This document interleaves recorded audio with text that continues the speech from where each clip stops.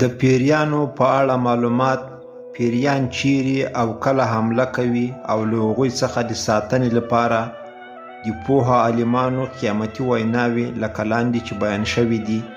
اول، د شپې وزنداره شی بغیر له بسم الله ویلو مه غورځوئ، ځکه چې د دروند شي د لوېدلو په آواز هلته پیریان راځي.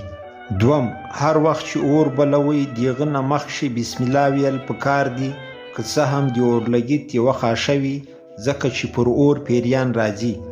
دریم، د شپې د کور ماشومان هیڅ مه وهئ، ځکه چې د شپې پیریان په وهل شوي ماشوم باندې په دغه ګمان حمله کوي چې دا ماشوم د مور او پلار ناخوښه دی.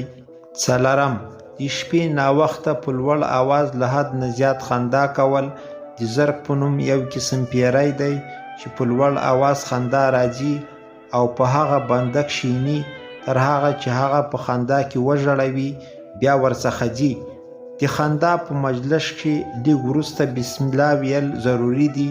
پنځم، په داسې تیاره کونج کښې مه کښینئ چې هلته کښت وي، ځکه د کښت په تیاره کونجونو کښې پیریان راجمع کیږي. شپږم، په مجلسونو کښې په خپل قوم تر حده زیات فخر مه کوه، د بافت په نوم شیطان دی، هغه د داسې انسان په سر کښیني او پښه یې په خوله کې ورکیږدي تر هغه چې د قوم باس ختمیږي.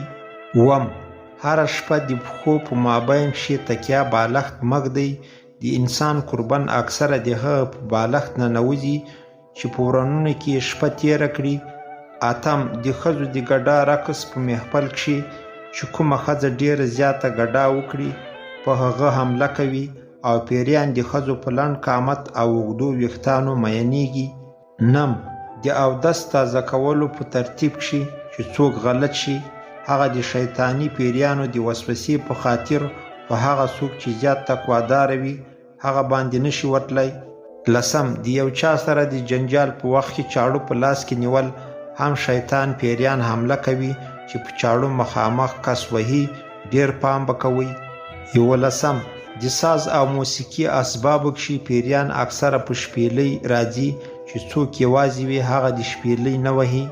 12، په ژمي کښې د شپې په تیاره کښې تګ کول بغیر له بسم الله ویلو مه کوئ، ځکه د پیریانو حمله په ژمي کښې د نورو موسمونو نه زیات وي.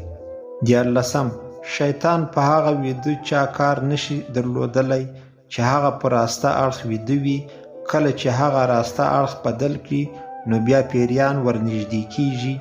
14، په هغه ځای کې چې ګرد او هوا وي له هغه ځایه پیریان تښتي، ځکه چې د پیري په سترګو کې ګرد ورلویږي نو هغه وژني. 15، د لمبېدلو په وخت کې بسم الله ویل ضروري دي، ځکه چې پیریان اکثره په حمام کې خاصتا د شپې وي. 16، که غواړئ چې د یو چا حال معلوم کړئ چې پیری لري یا یې نه لري، نو د هغه چپ لاس په لاس کې ونیسئ او سورت فلق پرلپسې 3 ځله ووایي. که هغه د پیري تر اثر لاندې و هغه په تکلیف کې کیږي، او که سم و د هغه حالت نه بدلیږي.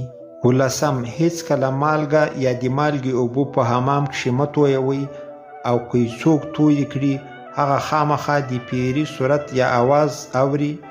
18، په زیت زیتون ځان غوړول انسان د پیریانو له حملو څخه ساتي، او که څوک د دروند ځای په ننوتلو څخه مخکې ځان په زیت زیتون غوړ کړي، ورسره یوه کاچوغه زیت زیتون وڅښل او الحمدلله، آیات الکرسي، قل اعوذ برب الناس، قل اعوذ برب الفلق ورسره ووایي، نو هغه به د الله جل جلاله په قدرت له پیریانو د حملو څخه په امن وي.